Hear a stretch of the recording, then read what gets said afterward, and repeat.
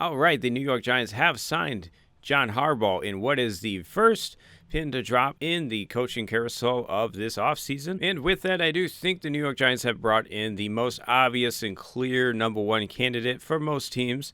The only real other coach that I think is a good candidate is probably McDaniel from the Dolphins, just because I do think he can bring explosiveness to an offense that has some weapons. But with Mike Tomlin stepping away for at least a season, John Harbaugh becomes the most obvious number one choice for most teams. And for the Giants to land him is pretty insane, and I do think it is going to be the beginning of a new kind of era, a new level of intensity as far as the energy that he brings to the football team and the organization. It is just going to be a step up from what they have experienced in a long time, probably. And I think that will be refreshing for Giants fans. And I also think it comes at a pretty good time where the Giants roster is actually not in terrible shape as I've been looking at this stuff. And they actually have a lot of pieces. They have a lot of young players and mixed with some veterans they have brought in that have played pretty well. And I do think if you just fix the coaching staff, this could potentially be a contender like this year. We will just have to see. They do have the number 5 pick in the draft. And obviously Jackson Dart, who showed a lot of good signs in year one.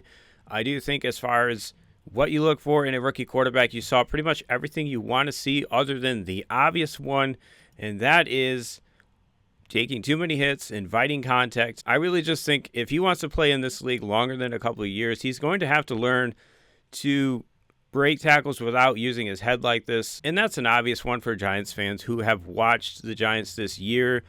Jackson Dart has just been getting banged up a lot and taking way too many hits and inviting that contact and really just putting his head into a blender when he doesn't have to. And it reminds me a lot of actually Kyler Murray in his second year.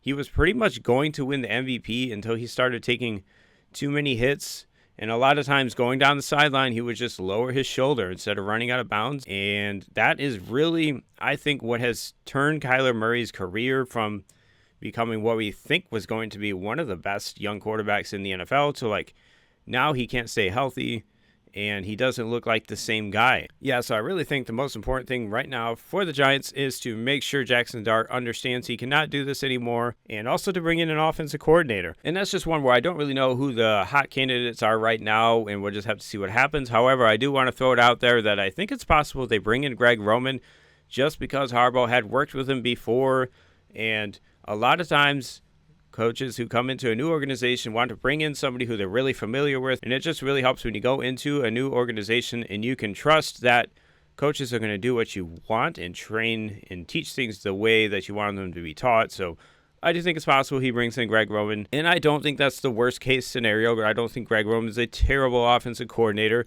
and I also don't think you would have to worry about losing him to potentially get a head coaching job if Jackson Dart looks good next year. And other than that, you have a lot of young, talented players on this team. Obviously, you got Malik Neighbors there. Looks like one of the best young receivers we have seen in a while. Plus Scadaboo. That guy is just insane. Plus, I think for the most part on the offensive line, you don't really have any huge holes. I did look at, some potential moves they could make. I do think it's really probable that they will cut Darius Slayton due to make $14 million this season, and they don't have a ton of cap space at the moment, and that just seems like an obvious move they could probably do. And also, I do think it's possible they wind up trading Kayvon Thibodeaux. He is currently in his 5th year on that 5th-year option. Going into 2026, he would be playing on that 5th-year option. And also keeping around Kayvon Thibodeaux might not be the worst idea. Obviously, he's a really good run defender, so keeping him as one of those earlier down guys is definitely not the worst idea. And then if he starts playing better, maybe you do franchise tag him going into the 27 season, just because an extension at that point might not actually be worth it if he's only really shown one year of actually being a good pass rusher, potentially. The franchise tag could potentially be an option going into 27. And trading him would get them about $14 million towards the 2026 salary, and that is something potentially they could do, especially if they want to go out there and sign somebody like Khalid Humphrey. That is what I've been seeing a lot on Twitter. Go get the center from the Ravens, and I think that would be insane if they could pull that off and potentially get that fullback they got. Patrick Ricard, yeah, if they could get Patrick Ricard on this team, and you got a 300-pound fullback blocking for Cam Scadaboo, who is already batshit insane, that could be really fun, of course. And yeah, other than that, I think the other potential move you would maybe look at is re-signing Jermaine Illuminor, right tackle who they brought in. Played pretty well last year. And it does appear that it was like his first year actually sticking to one side. Yeah, so you got this pretty cool post here from Jermaine Illuminor reflecting back on the season. First time hitting 1,000 career snaps. And basically this is the first time he was able to really just stick to one side. And he really does feel like going forward that could really help him sticking on one side. And he does feel like he could play even better next year. So it is a thing that's interesting. You've seen a lot of tackles over the years say that playing on one side is very beneficial for their development, especially going into year 3 or 4. But here you're talking about a guy who's been in the NFL for 9 years and never really been able to stick on one side. So yeah, probably a good idea to bring him back and let him compete with Marcus Mubo, who actually filled in and played pretty well this year.